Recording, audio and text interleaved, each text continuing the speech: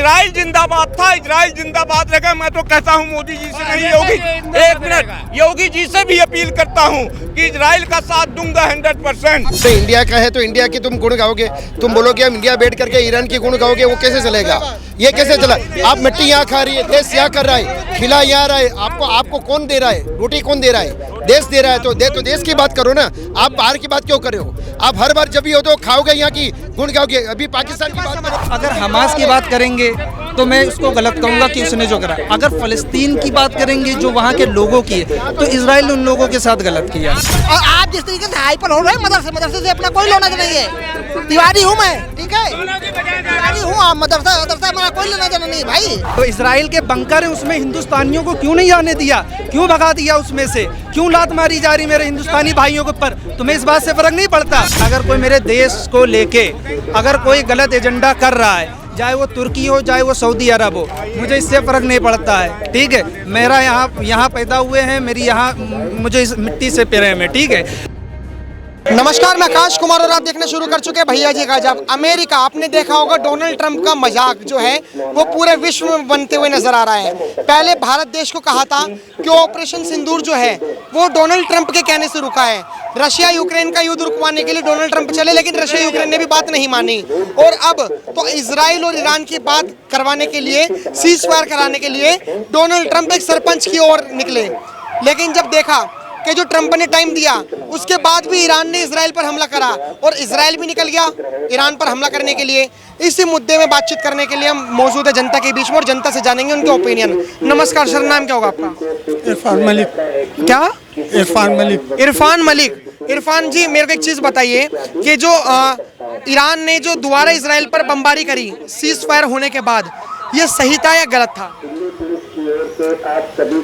हर देश की, जो भी देश होता है उसकी अपनी क्वालिटी होती है, वो किस तरीके से उस पर अटैक करेगा। पहले ईरान के ऊपर इजराइल ने हमला करा, उसके जवाब में ईरान ने हमला करा। बीच में ट्रंप जी कूद गए। ट्रंप जी ने फिर जब ट्रंप के ऊपर हमला हुआ अमेरिका के बेस पर, उसके ऊपर उन्होंने, ट्रंप ने अपने हाथ पीछे खींच लिए, सीज फायर का वो कर दिया। और जब सीज फायर हो गया तो इजराइल ने वहाँ मिसाइलें दाग दी, जवाब में ईरान ने भी दाग दी। मतलब कुछ लोग हिंदू मुसलमान की बात करते हैं, ये मसला हिंदू मुसलमान का नहीं है, ये मसला इंसानियत का, इंसानियत को बचाने का। अब चाहे उसमें कोई भी हो, हिंदू हो, मुस्लिम हो, सिख हो, ईसाई हो, हमारा जो देश है हम इसमें 4 मजहब के लोग रहते हैं, हिंदू, मुस्लिम, सिख, ईसाई। हम सब आपस में भाई, हम एक परिवार के अंदर रहते हैं। हमारे परिवार के अंदर लड़ाई भी होती है, झगड़े भी होते हैं, फिर हम एक दूसरे के गले भी मिलते हैं। तो ये हमारा परिवार है हिंदुस्तान। इसमें कोई हिंदू नहीं है, इसमें कोई मुस्लिम नहीं है, इसमें कोई सिख नहीं है, कोई ईसाई नहीं है, हम सब एक ही परिवार के लोग हैं। क्या जो ईरान इजराइल का युद्ध है उसमें हिंदू मुस्लिम कोई कम्युनिटी का एंगल नहीं है, इसमें कंट्री को जो है देश के एंगल से रहना है। हमारे दोनों से रिलेशन है, हमारे स्ट्रेटेजिक रिलेशनशिप इजराइल के साथ है, इजराइल ने हमारा बहुत साथ दिया हुआ है, ईरान के भी साथ भी उतना ही दोस्ताना रिलेशन है। इसलिए ईरान और इजराइल दोनों उतना ही रिलाइव करते हैं इंडिया के ऊपर जितना जो है रसिया के ऊपर। तो दोनों हमारे दोस्त कंट्री हैं, हमारे दोस्त कंट्री है, दोनों से हमारे एक अच्छे रिलेशन है और हमें बीच में नहीं पड़ना चाहिए, क्योंकि हम अगर बीच में पड़ करके किसी एक का पक्ष लेते हैं तो इंडिया का सपोर्ट नहीं होगा, इंडिया का वर्ल्ड में बहुत पिट जाएगी। जैसे रसिया यूक्रेन के टाइम पे इंडिया ने बैलेंस किया, सेम टाइम उसको बैलेंस स्ट्रेटजी। आप हमारी वीडियो में बेकार करिए, हम आपसे बात नहीं कर पाएंगे, जिसके पास माइक होगा उसी से बात करेंगे। स्ट्रेटजी चलना चाहिए, क्योंकि दोनों अपने दोस्त कंट्री है और दोनों से अपना रिलेशन है। तो इंडिया को एक अपनी कंट्री के अकॉर्डिंग अपना एजेंडा रखना चाहिए। दोनों कंट्री दोस्त है, एक साथ में एनर्जी है, एक साथ में हमारा स्ट्रेटेजिक है। ये सही कह रहे हैं कि हमारे दोनों से रिलेशन है, दोनों को बनाए रखना चाहिए।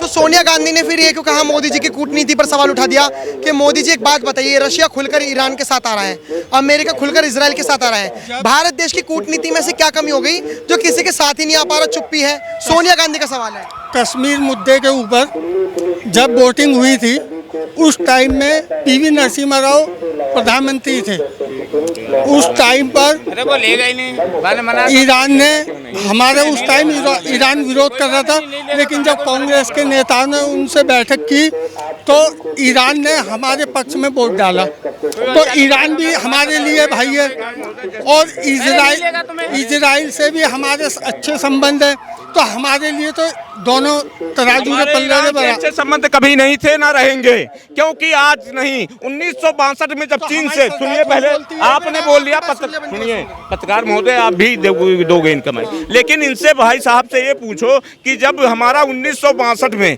चीन से हमारा युद्ध हुआ था तब ये क्या भांग करके भोलेनाथ का प्रसाद खा करके सो रहे थे, लेकिन वो प्रसाद खाने लायक ही नहीं है।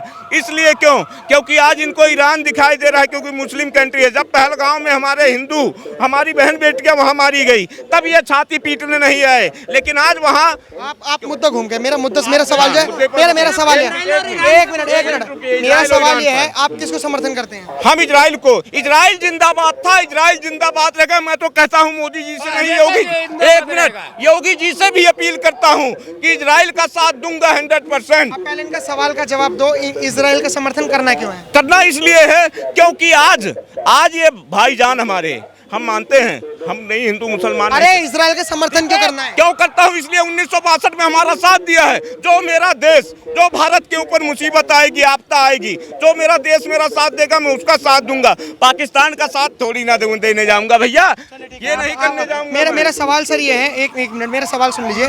आपने कहा कि विदेश नीति में हम फंस चुके हैं, क्या हमें हमारा सवाल सर ये है कि एक मिनट हमारा सवाल ये है कि आपने कहा कि विदेश नीति में, आप दोनों ने कहा विदेश नीति में हम फंस चुके हैं, हम ईरान का भी साथ नहीं दे पाएंगे और इजराइल का भी, क्योंकि दोनों ही सही साथ हैं। इंडिया फंसा नहीं है, इंडिया बैलेंसिंग एक्ट चलता है। इंडिया के इजराइल के साथ भी रिश्ते हैं, वो भी वो मेंटेन कर रहा है, ईरान के साथ भी मेंटेन कर रहा है। अब देखो रसिया यूक्रेन का जब हुआ था, इंडिया के अमेरिका के साथ भी अच्छे रिलेशन है, रसिया के साथ भी। वो इधर से पेट्रोल खरीद के अपने कंट्री को करा रहा है और उधर से हथियार भी ले रहा है। ईरान से हमारे अच्छे रिलेशन कैसे हैं? जैसे कि आपने देखा होगा कि हमने ऑपरेशन सिंदूर चलाया, उसमें हमने आकाश तीर हो या ब्रह्मोस हो, अपना हमने खुद जो बनाया था मेड इन इंडिया, वो हमने चलाया। लेकिन जो पाकिस्तान ने मिसाइल चलाई और ड्रोन चलाई, वो फतेह 2 नाम की मिसाइल थी। फतेह जो है वो मिसाइल ईरान बनाता है। तो आपको क्या लगता है ये सही था कि पाकिस्तान की तरफ से ईरान की मिसाइल आ रही थी? वो आपकी बात जो आप बोल रहे हो वो आप सही बोल रहे हो। देखो कंट्री हथियार परचेज करता है। अब हमारा जो है, हमारा इंडिया जो है इजराइल से भी हथियार लेता है, तो हमारा किसी से लड़ाई होता है, वो यूज करें तो उसमें इजराइल का कोई नहीं है। हमने पैसा दिया, हमने ले लिया सामान। यहाँ पे पॉइंट ये आता है कि इंडिया को अब फंसा नहीं है। इंडिया बैलेंसिंग पॉलिसी चलता है और हमेशा किसी के साथ में हाथ नहीं मिलाता, लेकिन वो सबके साथ में अपने नेशनल इंटरेस्ट में बेनिफिट लेता है। इंडिया कभी फंसता है। इंडिया एक वर्ल्ड पावर है, उसको कोई इग्नोर नहीं कर सकता। कनाडा के साथ में इतने घटिया रिलेशन हो चुके थे वर्ल्ड लेवल पे इंडिया के, उसने तभी बुलाया जिसे बुलाया, उसने खुद तारीफ करी कि इंडिया बहुत ही रिलायबल पार्टनर है, वर्ल्ड में 5 लेवल की इकोनॉमी है। वैसे सर आपको लगता है कि जिस तरीके से अमेरिका के डोनाल्ड ट्रंप ने मध्यस्थता कराने की कोशिश करी, लेकिन वो हर बार फेल हो जाते हैं, हर बार एक जोकर के रूप में आ जाते हैं बाहर, क्या लग रहा है ये भारत देश के लिए एक नई अपॉर्चुनिटी है कि मोदी जी मध्यस्थता कराएं? क्योंकि अगर ईरान और इजराइल से अगर हमारे अच्छे संबंध हैं तो दोनों ही बात मान जाएंगे। दोनों कंट्री इस चीज को मानते हैं और अच्छे से मानते हैं। उनके इजराइल के राजदूत बोल चुके हैं, ईरान के बोल चुके हैं, वो लोग बोलते हैं कि India should take a mediator. But India इन सब कचरों में नहीं फंसना चाहता, क्योंकि किसी एक का सपोर्ट लेना पड़ेगा और हम दोनों की दोस्ती बरकरार रहना चाहिए। एक तरफ हमें एनर्जी चाहिए, पेट्रोल चाहिए, और एक तरफ से हमें हथियार चाहिए, तो दोनों चीजें मेंटेन करना है। अरे ये मझधार वाले हैं, ये जो किनारा लगना ही नहीं चाहते हैं, ये ऐसे मंदबुद्धि बालक हैं। ठीक है, बताइए आप बुद्धि बालक है, आप बताइए। बुद्धि बालक का मेरी बात सुनिए, अगर जब बात आती है मदरसा से पढ़ा लिखा है, आपको पता है वो मदरसे से? हाँ मैं पढ़ा, मैं बोल रहा हूँ। हाँ पता है क्या उर्दू वो मदरसे से। आपको कैसे पता? अरे दोनों की क्यों बजा रहा है? आपको कैसे पता? इनका कब सपोर्ट किया इंडिया ने, ये बताइएगा। अरे भाई मेरे बताइएगा। और आप जिस तरीके से हाइपर हो रहे हैं मदरसे से अपना कोई लेना देना नहीं है। तिवारी हूँ मैं, ठीक है, तिवारी हूँ। आप मदरसा हमारा कोई लेना देना नहीं है भाई। हिंदू है, तिवारी है, ठीक है, ब्राह्मण है। अब आप किस तरीके से बोल रहे हैं? ब्राह्मण भी हो, अभी आपको पता होगा, ये अखबारें मैं रोज पढ़ता हूँ। अरे सुनिए, अभी सिर्फ एक नहीं सुनना है ना। हाँ, अभी सबसे पहले ईरान ने, जब उनका युद्ध शुरू हुआ था, तो सबसे पहले ईरान ने जो है ना व्यापारिक समझौते रद्द किए थे और तकरीबन 20-25 साइड में भारत को देने से मना कर दिया। एक मिनट हमें कुछ नहीं जानना, हमें आपसे एक चीज जाननी है कि इस जंग के दौरान भारतीयों को सबसे ज्यादा सुरक्षा ईरान ने दी है कि इजराइल ने दी है? इजराइल भाई, इजराइल। एक मिनट, जो यहूदी जो इजरायली अपनी पैर में हिंदुस्तानी मजदूर को लात मार रहे हैं, उसका क्या है रीजन? और जो ईरान ने अपना एयरफोर्स खोल के इंडिया के लोगों को वापस भेजा है, वो क्या है? आप हमें ये बता दीजिए। आपने वीडियो नहीं देखी? आप जब यहाँ पे खड़े हो रहे हैं, आप अपनी बात क्यों हो रहा है, क्यों? अब ये एक मिनट सुन लीजिए। सबसे पहले ना वो विदेशी भारतीयों में सबसे पहले ईरान के भारतीयों ने आवाज लगाई थी कि हमें बचा के यहाँ से ले चलो, क्योंकि वहाँ पर वो सुरक्षित नहीं है। ठीक है, मैंने मान ली तुम्हारी बात, पर जो ईरान के इजराइल के बंकर है उसमें हिंदुस्तानियों को क्यों नहीं आने दिया? क्यों भगा दिया उसमें से? क्यों लात मारी जा रही मेरे हिंदुस्तानी भाइयों के ऊपर? तुम्हें इस बात से फर्क नहीं पड़ता? फर्क पड़ता है। सुनिए, इजराइल के बारे में क्या कहा था कि फलस्तीनियों की जगह को छोड़नी पड़ेगी।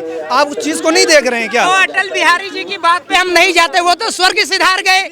सुनिए, अटल बिहारी जी को तो मैं नेता के तौर पे मैं बिल्कुल भी उनको मैं इज्जत देना ही नहीं चाहता हूँ।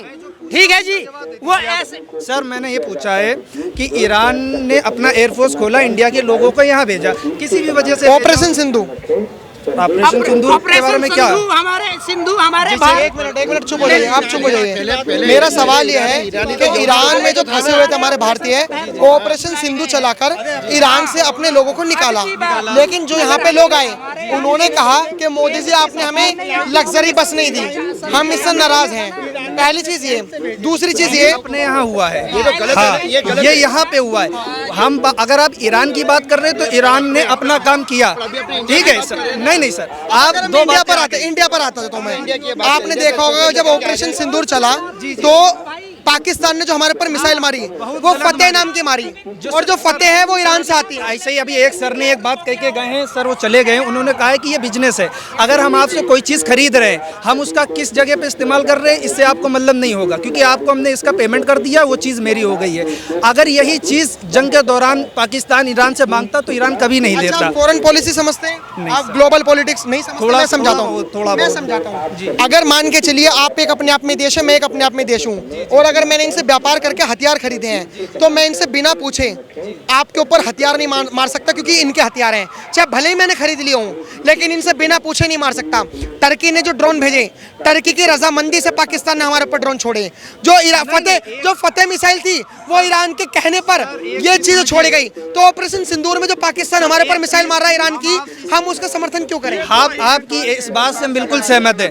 इस बात में कोई डिनाई नहीं। अगर कोई मेरे देश को लेके अगर कोई गलत एजेंडा कर रहा है, चाहे वो तुर्की हो चाहे वो सऊदी अरब हो, मुझे इससे फर्क नहीं पड़ता है। ठीक है, मेरा यहाँ पैदा हुए हैं, मेरी यहाँ मुझे इस मिट्टी से पैरे में, ठीक है, वो सब गलत है। बात अगर आप एक बात करेंगे तो गलत है, मेरा समझ नहीं पड़ी। गलत कैसे है? अपने इंडिया का है तो इंडिया की तुम गुण गाओगे, तुम बोलोगे हम इंडिया बैठ करके ईरान की गुण गाओगे, वो कैसे चलेगा?